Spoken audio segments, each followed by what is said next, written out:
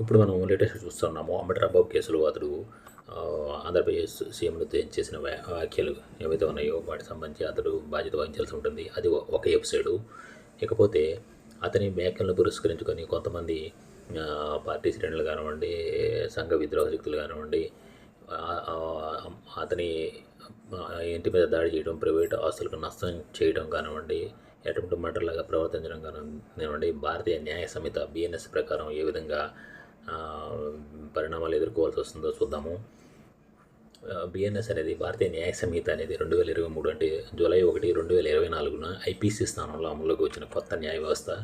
దీనిలో ఏంటంటే వివిధ రకాల చట్టాలంటే ఆస్తి నష్టం గురించి చూస్తే బిఎన్ఎస్ సెక్షన్ ప్రకారము 324 కింద మిస్చీఫ్ అనమాట ఆస్తి నష్టము, బిఎన్ఎస్ సెక్షన్ 109 కింద హత్యా ప్రయత్నం, ఈ రెండింటి గురించి మనం ఇప్పుడు చూద్దాము.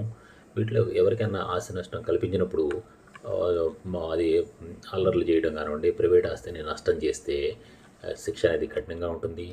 అదేవిధంగా ఆస్తి నష్టం చేసినప్పుడు సాధారణ అల్లర్లు అయినప్పుడు శిక్ష అనేది 6 నెలలు లేదా జరిమానా విధించే అవకాశం ఉంటుంది.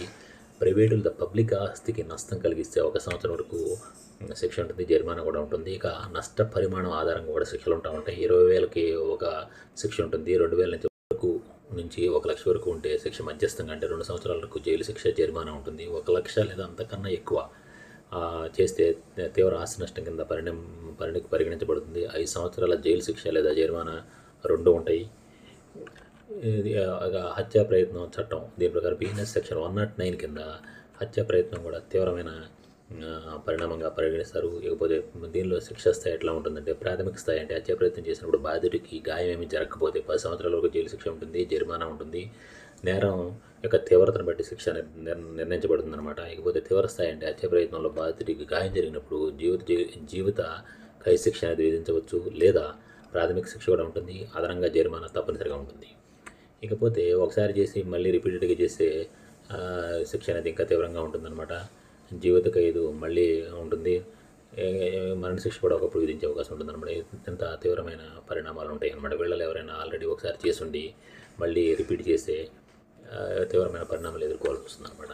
ఇక ఆ ముఖ్య తేడాలు చూస్తే ఆ నష్టం అనేది 324 సెక్షన్ ప్రకారము ఆస్తికి సంబంధించి నేరము గరిష్టంగా 5 సంవత్సరాలకు జైలు శిక్ష ఉంటుంది.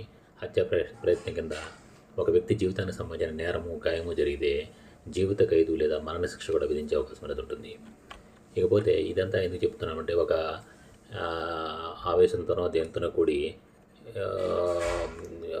తెలుసో తెలియకో ప్రయత్నం చేస్తే చివరికి నష్టపోయేది ఎవరైతే దీనిలో ఇన్వాల్వ్ అయి ఉంటారో వాళ్ళే అని చెప్పి తెలుసుకోవాల్సిన ఎంతైనా ఉంది. ఇప్పుడు అనేది మీడియా కూడా చాలా వేగంగా పనిచేస్తూ ఉంది. అందరి ఫోటోలు కానివ్వండి, వీడియో ఫుటేజ్లు కానివ్వండి, టీవీల్లో కానివ్వండి, అంతా వరల్డ్ వైడ్ మొత్తంగా పబ్లిసిటీ ఉంది. ఎక్కడ ఎవరున్నా కూడా ఏ నేరం చేసినా కూడా పట్టుకోవడం చాలా ఈజీగా ఉంటుంది.